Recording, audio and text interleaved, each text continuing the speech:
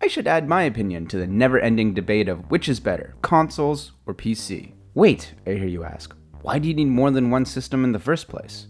Because, while they may be similar in a lot of ways, there are some pretty important differences between PCs and consoles. Hence the ongoing debate around them, which totally isn't egged on by marketing companies. I mean, I also just need a reason here to justify my spending, so let's go! So what's the best way to do this? I guess a point system seems fair, and on however many categories I can think of. To keep things simple, we're gonna treat PCs like mouse and keyboard setup and a monitor, even though you can definitely have controllers synced up to it, multiple monitors, you can cast it to TVs, you can pretty much make it very much like a console, but hey, shut up. I guess for fairness, that's 1 point to PC for options. Games. Obviously, they play a big role in deciding which system you're going to buy. In a perfect world, you can play any game on any system, but we live in reality, and it sucks. Some games are exclusives, which means you can only play them on one platform.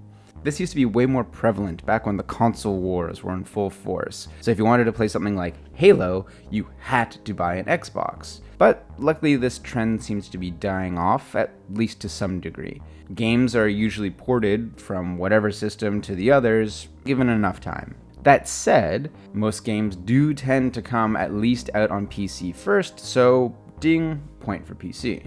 What's almost as important as games? Money. And if you like saving money, get a console. I mean, they aren't cheap, but it's generally going to be about half the price of any decent PC you'll be able to buy or piece together yourself. Plus, a console will probably last you its entire life cycle, which tends to be around 7 years. Whereas a PC, you're probably going to have to keep upgrading it every few years if you want to see those top tier graphics. So, point goes to console for price, but that leads into performance. When talking about performance, this probably isn't going to go the way people think, because I actually think consoles perform better than PCs. Okay, wait, chill, put down the knives, hold on. Taking all the higher tier parts and processing power out of the PC that comes with that higher price tag, I know that whatever game, Cyberpunk excluded, I put into my console, it's actually going to run. That isn't something I can say about every PC game I've ever played. Many times I'll run into a variety of issues just because my computer can't handle the game I'm trying to play. If I'm trying to play a game on a console, I don't have to worry about graphics cards or whatever. I just know it's going to work. So, for that reason alone, consoles get the point for performance.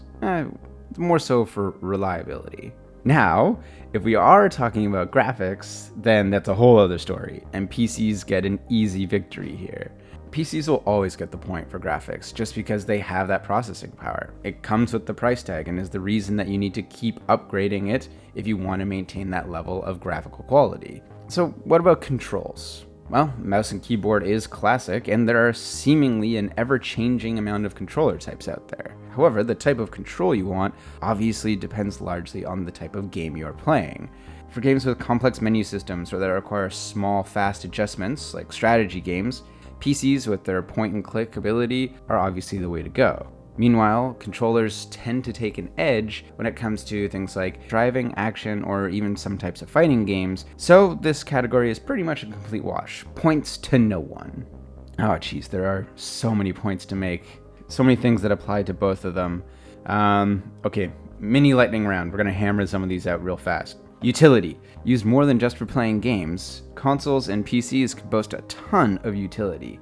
Whether it's playing music, watching movies, wasting an entire day on Netflix, they can do all of that. The difference is I'm not going to file my taxes or browse Reddit on my Xbox, so point to PC. I just made a video about this, so obviously it's important to at least me. Achievements. Steam achievements I could take or leave because I don't really know when I get them, and they don't give me that satisfying little congratulations pop-up that you get on Xbox. So, point to consoles. Purchasing games. Well, on PC you have Steam, which is fantastic, super amazing platform, lots of deals and discounts, easy way to track your favorite upcoming games, huge win there. Consoles have Game Pass, but Game Pass also applies to PC, but on PC you also have about 50 different stores, and some games are on some platforms and not others, which is confusing. This one's gonna be a wash, this one's a tie. Co-op and local multiplayer. When it comes to playing games with friends online, this is pretty much a tie, but when it comes to playing games in the same room on the same machine, it's way easier to share a couch than a desk. All right, random points round. Let's speed this thing up. RGB setup. Not having to worry when someone starts typing P into your search engine. Ability to quickly record and share clips. Not having to share the TV. Multiplayer isn't an extra fee. I can play it lying down.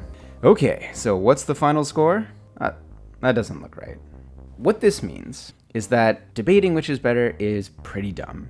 The system that is best for you will depend on you and what you are looking for. Pros exist for PC and console. Each has their own set of advantages, and there are tons of similarities or crossovers between them. For me, I am so happy to have both, because it gives me options when I want to play different games.